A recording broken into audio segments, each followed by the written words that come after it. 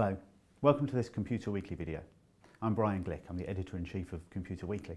And in this video, we're going to be discussing a topic that is being discussed in boardrooms all around the country at the moment, and that's digital strategy. How can you and your organisation take advantage of the fact that your customers are increasingly technologically savvy, and how can you use technology to reshape your business in order to better engage with those customers? Now, to help me do this, I'm joined by Barry Maybank. Barry is Client Principal for HP's Digital Customer Experience. Barry, welcome. Thanks very much for coming along and joining us today. You're welcome, Brian. It's a pleasure to be here. Now, you work with a lot of customers. Obviously, you talk to a lot of organisations about their digital strategy and the challenges that they face. You know, what do you see are the big issues that businesses are facing in this area at the moment? I guess to start off with, let's go back to some of the basic sort of changes and drivers for change, really. You know, the way consumers, people like me and you, in our day-to-day lives engage businesses is changing. We're using more extensively digital devices like our phones, our iPads, our desktops at work or at home. We're using stores as well there. So more and more we're expecting that consumer-led experience, that digital consumer engagement, that interaction. So fundamentally, there's a significant change in terms of the consumer model, the consumer-oriented way of doing things.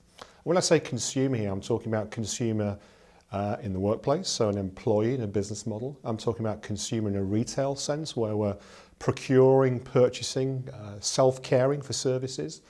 But also, you know, the whole model's changing as well there. You know, the employee model, the business-to-business model. So the way we work in our day-to-day life is extending into different types of use case, shall I say, different ways we engage from a business and a commercial point of view. So I think fundamentally, organisations, businesses need to think about that way of working and put consumer at the heart of what they do from a business strategy point of view, but also from an IT point of view as well. So from a business point of view, we are expecting as consumers there to engage through digital channels, to be engaged through digital channels as well there. So engage, by that what I mean sort of a personalised experience. So marketeers need to rise to that challenge from a business perspective. What does it mean to engage me from a personal perspective? What are my likes? What are my dislikes? What's my location as well there? That affects how I might be engaged and communicated with. Likewise, from a consumer point of view, that affects what brands I associate myself with, who I want to engage with, who I want to endear my loyalty to as well there. So all those things are at the heart of business models these days. Now, what does that mean from a business point of view there? It really can affect the top and bottom line, both negatively and positively. We're certainly seeing people that embrace digital and start to move across that digital strategy there as really kind of responding to change in terms of growth, but also operational cost reductions as well. So it's really impacting top and bottom lines is what we're seeing evident in the market across sectors. As you say, this is something that is being discussed extensively in businesses. You know, they're really trying to understand what the rise of the digital customer means to them. It presents a whole set of challenges for the IT people within the organisation as well. You know, what does all this mean for the CIO and the IT leader in an organisation? Yeah, I think it's reflected in the whole business model. It's not just about the CIO providing technology these days. It's really about the advent or the rise of the CMO, the Chief Marketing Officer, or the CDO, the Chief Digital Officer. So we're certainly seeing a different dynamic in terms of the leaders in this space, and it's very much being driven by, from a business perspective. The CMO, the CDO are driving revenues and driving the budget as well. But that relationship with the CIO is critical to making this a success. So from a technology point of view, the CIO is responsible for that IT transformation, which is very much aligned to a business transformation. So it's a technology-enabled transformation. Is what we're seeing. Now, fundamental to that is the advent of what's been known as a digital platform. In simple terms, it's about exposing or providing IT-enabled services driven by, let's call them digital capabilities, to things like content management, things like mobile channels, things like transactional information, things like digital analytics, digital marketing, IT-enabled capabilities that enable services to be delivered to the consumer, like self-care services, like transactional services, like marketing and communication-based services as well there. So that CMO-CIO dynamic is critical to that success, and the technologies that underpin that are fundamental to providing that digital platform across channels. So we've probably heard cross-channel, multi-channel, omni-channel as well these days. That simplicity, consistency of service across all those challenges. It's a technology problem and solution. So technology is at the heart of that, and not just about providing a great looking website, it's about the interaction, the integration, the seamlessness across those channels to support customer journeys and different personas, as they're known as that. Now, again, fundamental to that is the enterprise integration as well. So it's not just about the platform, it's how the platform integrates with the back-end system, the systems of record, as they're known as. So this whole systems of engagement, digital services integrated with digital back-end systems of record is a fundamental challenge to the CIO in response to the CMO or CDO business challenges. Now, what you've described there is something that affects every part of an organisation. As clearly IT plays a critical part in that, but it affects everybody. There's a large set of challenges there. How as an organisation do you go about tackling some of those challenges? What's the best practice you're seeing emerging? How do you build a digital strategy for your organisation? So I think the key thing to my mind is that we're seeing a lot of organisations, I kind of use the term random acts of mobility, creating mobile apps that serve a particular function, but they're not necessarily cohesive or orchestrated from an enterprise point of view. So I think one of the first things is people do put their foot in the water with their website, their commerce platform, their mobile apps, and that's a great starting point, but you do need a digital strategy to drive that cohesion, to drive that roadmap, and the technology starts to fit behind that. Now, what we're seeing that we can no longer afford to wait for a huge transformation these days. Business cases just don't stack up anymore from a business point of view, from an IT point of view. So we're seeing very much value to be driven out in the first 6 months to 12 months. So we're no longer seeing big transformations. We're seeing agile IT-enabled transformations where the digital strategy can evolve over time, but the sort of foundation for it is very much aligned to the business objectives. The IT capabilities themselves there, what we're seeing organisations do is to start to pick some real valuable use cases, things that deliver value very, very quickly, like self-care, for example, moving consumers away from call centres into self-care transactions over digital devices. That's a great use case to start with. In many organisations, from an employee, from a retail consumer point of view, it's a great starting point.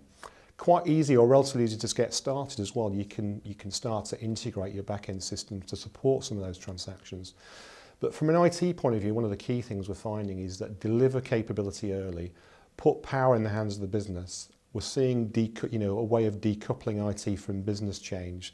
So a way of the business having the tools to self-serve and drive products to market quickly through IT capability, but then delivering new capabilities incrementally over time. That's the sort of approach we're recommending. Start quickly, deliver value quickly, win confidence quickly, and then incrementally deliver it over time. But let's try and bring some of this best practice to life a bit, if we can. Yeah. Can you think of some examples of organisations that you've worked with that have been through this sort of process, and tell us a little bit about what they did, and in particular, what are the benefits that they've been seeing? Yeah, of course, absolutely. So I'll start with a commercial organisation in the telecommunications market space. So an international organisation, a number of business and IT and operational challenges as well, and not untypical of many organisations in this day and age. So business challenges in terms of how do they acquire and retain more customers. More and more customers these days are responding to personal and targeted campaigns and advertising there, and switching quite easily there. Loyalty is a hard thing to gain. Acquisition of new customers is very difficult. Likewise, conversion and maximising the value of a transaction or a purchase is a difficult thing for a business to engage with.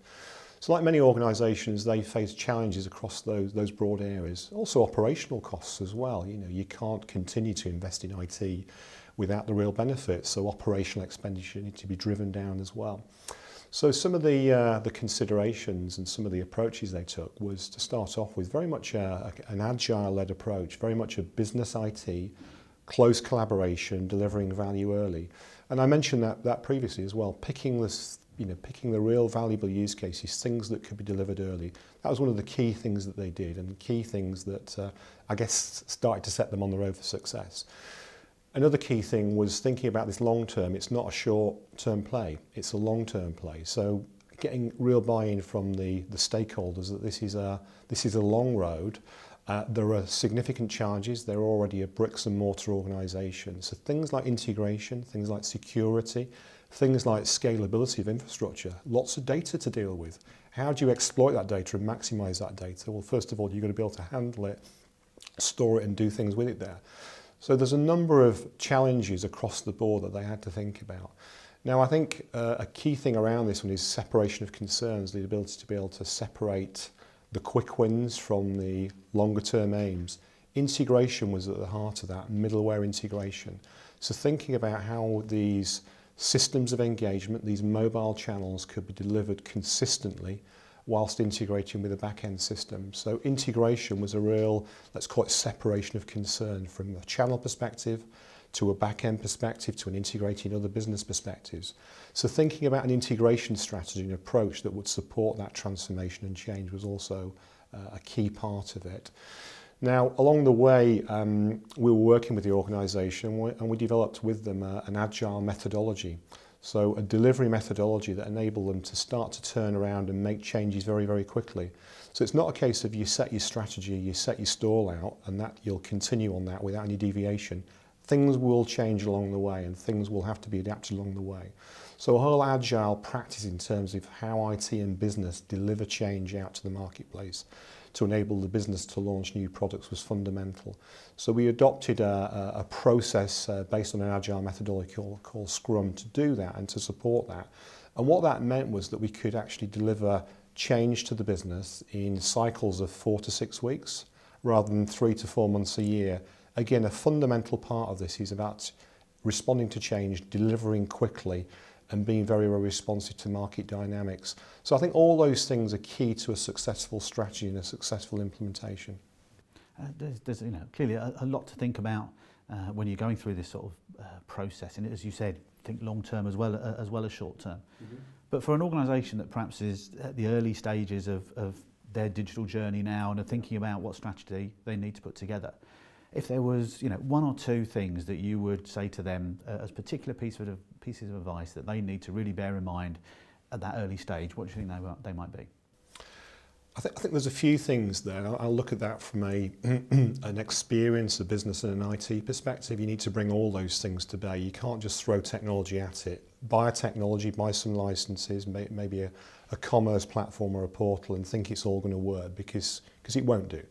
So I think the consideration up front is key, and this is where the digital strategy or the roadmap starts to come into play. Again, that doesn't need to be long and arduous. It can be about working with people that have already been there and done that. So that's one of the key considerations. I think another one is that it's not just a business challenge and an IT solution. There's a number of factors to the solution that come to bear. HP have worked with a number of, we call it our ecosystem partners. No one organisation can really do everything. You need to understand the skills and expertise that needs to be brought to bear. So from a brand and experience point of view, what does that mean to your customers? How are you going to engage them for your brand? What does that mean from a digital channel point of view? So I think that understanding of brand and interaction is key. That user experience is key as well. How things are going to look on the device. What does it mean and how are you going to, how's the journey going to work for you with your persona? And you could have multiple personas as well. So there's all sorts of experience considerations as well, not least of which the technology that underpins that and supports that. You've got to bring all those things together. Again, it doesn't have to be big bang, it doesn't have to be a grandiose team there, but those disciplines need to be brought together to understand what can be delivered quickly and how best to deliver things. What might look fantastic from a user point of view might not be possible as well there. So there are constraints that the organisation may have through its legacy systems. So there's a number of factors that determine what might a good starting point be, where could value be driven early and quickly, and how might we incrementally roll it out without, I suppose, painting ourselves into a kind of black box or down an alley, a one-way alley as it were. So those are sort of key snippets of advice there. It's about putting enough thought into it up front, thinking across different levels of engagement, and how do we bring multidisciplinary aspects to bear to this problem. So just to wrap up, Brian, I think a couple of things to take away here. I'm just talking from HP's experience and some of my personal experience as well, working with clients across EMEA and the US as well. We've doing quite a lot of work recently with Forrester, and some of their research around digital suggests that digital adopters can drive growth by about 73% above competition. What does that mean in real terms? It actually means that the positive growth is around about 43%, whereas laggers are shrinking. The non-adopters, the organisations that are not considering digital are actually shrinking by about 30%. So in total, the difference is about 73%. It's quite a significant and compelling argument for we should be thinking about this, we should be actively doing this kind of thing. And then just to draw a few more examples, I mentioned the telco before. Some of the kind of key benefits from a business point of view, they launched the iPhone 5 in a weekend, beating the competition, winning market share. That was really all around having the right kind of digital capabilities, the right enablement platform to customers engaged, to pre-order, to order, and for the organisation as well to fulfil those orders. And digital was at the heart of that, enabling those that product launch and that time to market. Barry Maybank from HP, thanks very much for coming along and sharing your experiences of working with organisations who are looking to develop successful digital strategies. That's all we've got time for in this video. I hope we've given you an idea of some of the opportunities available to you and your organisation from the rise of the digital customer and the ways that developing a strategy for your digital customer experience might help your organisation. If you want to find out more about this topic, we've written a lot about it at our website on computerweekly.com. Thanks for watching.